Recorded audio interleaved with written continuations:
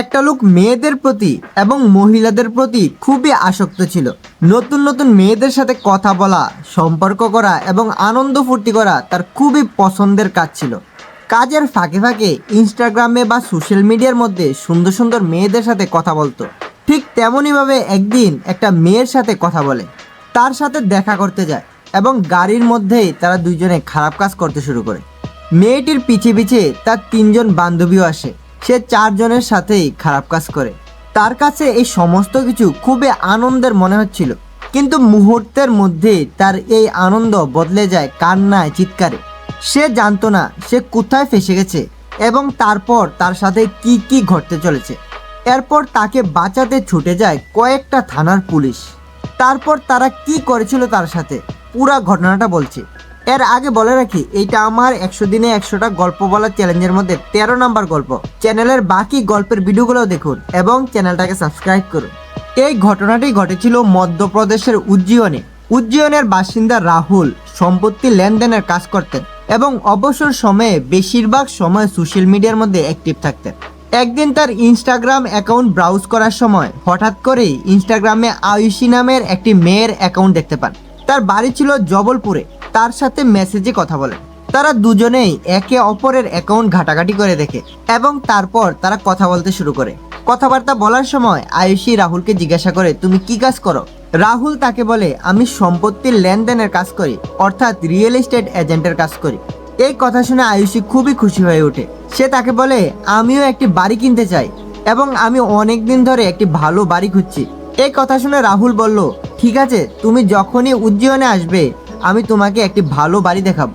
তারপর আস্তে আস্তে তারা ভালো বন্ধু হয়ে ওঠে এবং তারা তাদের মোবাইল নাম্বার বিনিময় করে। এই ঘটনার মাত্র 3 সপ্তাহ পরে 2025 সালের 1 সেপ্টেম্বরে মেয়েটি হঠাৎ করে রাহুলকে ফোন করে বলে, আমি উজ্জয়নে এসেছি এবং বর্তমানে আমি গারোট রোডের সেতুতে আছি। তুমি কি আমার সাথে দেখা করতে আসতে পারো? এই কথা শুনে রাহুল উত্তর দেয়, ঠিক আছে, আমি কিছুক্ষণের মধ্যে তোমার সাথে দেখা করতে ওইখানে আসছি। রাহুল তার গাড়ি নিয়ে সরাসরি মেয়েটির দেওয়া ঠিকানায় চলে যায়। পৌঁছানোর পর রাহুল তাকে সেখানে দাঁড়িয়ে থাকতে দেখে। গাড়ি থামিয়ে সে তার সাথে কথা বলতে শুরু করে এবং এক পর্যায়ে গাড়ির মধ্যেই তারা দুজনে খারাপ কাজ করতে শুরু করে। তারা যখন খারাপ কাজ করছিল তখন হঠাৎ আরও 3জন মেয়ে আসে এবং তার পিছে পিছে 2জন যুবকও আসে এবং রাহুলকে মারধর করতে শুরু করে। রাহুল বুঝতে পারছিল না কি হচ্ছে।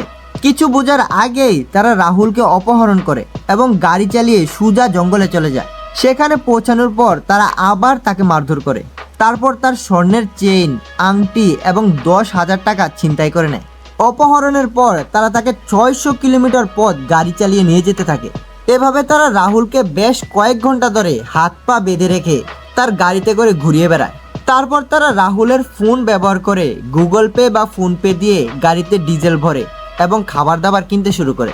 আর এত কিছু করার পরেও অপহরণকারীরা সরাসরি রাহুলের কাছে 50 লক্ষ টাকা দাবি করে। তারা রাহুলকে বলল, এখন তোমার পরিবারের সদস্যদেরকে ফোন করে 50 লক্ষ টাকা দিতে বলো, না হলে তোমার সাথে খুবই খারাপ কিছু ঘটবে। তোমার খারাপ ভিডিও ইন্টারনেটের মধ্যে ভাইরাল করে দেব, তারপর তোমাকে মেরে ফেলবো। এই সমস্ত কথা শুনে রাহুল বুঝতে পেরেছিল যে তাদের উদ্দেশ্য মোটেও ভালো নয় এবং তারা তার সাথে যে কোনো কিছু করতে পারে। বাধ্য হয়ে সে তার পরিবারকে ফোন করে। ফোন করার পর রাহুলের পরিবার প্রথমে ভয় পেয়ে গিয়েছিল, কারণ অনেক ঘন্টা ধরে তার কোনো খবর ছিল না এবং তার মোবাইল বন্ধ ছিল।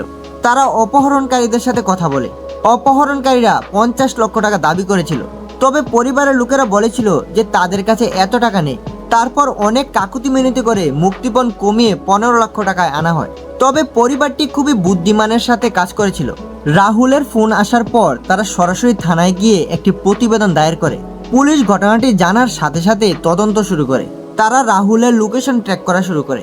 তারা মোবাইলের লোকেশন অনুযায়ী এবং ফোনপের মাধ্যমে সে যে সমস্ত টাকা পয়সা ডিজিটাল লেনদেন করেছিল তা ট্র্যাক করতে শুরু করে। অপহরণকারীদেরকে ধরার জন্য পুলিশ বেশ কয়েকটি ফাঁদ পাতে এবং দীর্ঘ তদন্তের পর পুলিশ অবশেষে জানতে পারে অপহরণকারীরা রাহুলকে শাহজাহাঁপুরে নিয়ে যাচ্ছে। এই তথ্যের ভিত্তিতে একটি পুলিশ দল অপহরণকারীদেরকে ধাওয়া করতে শুরু করে এবং শীঘ্রই তারা রাহুলের গাড়ি দেখতে পায়।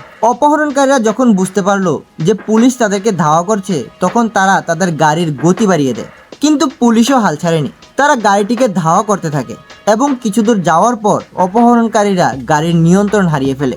এবং এটি একটি মাঠে উল্টে যায়। গাড়িটি উল্টে যাওয়ার সাথে সাথে রাহুল সুযোগ পেয়ে বের হয়ে যায়। সে কোনোভাবে তাদের হাত থেকে পালিয়ে যায়। পেছন থেকে একটি পুলিশের গাড়ি এসে গাড়িটিকে ঘিরে ফেলে। ঘটনাস্থল থেকে 6 জন অপহরণকারীকে আটক করা হয়েছে। এর মধ্যে 4 জন মহিলা এবং 2 জন হচ্ছে পুরুষ। তাদের আটকের পর তাদের জিজ্ঞাসাবাদ করা হচ্ছে এবং পুলিশ নির্ধারণ করার চেষ্টা করছে যে তারা কোনো গ্যাংয়ের সাথে যুক্ত কিনা বা তাদের পূর্ববর্তী কোনো অপরাধমূলক রেকর্ড আছে কিনা। এখন বর্তমানে তারা সবাই জেলে আছে এবং কোর্টের মধ্যে তাদের বিচার চলছে।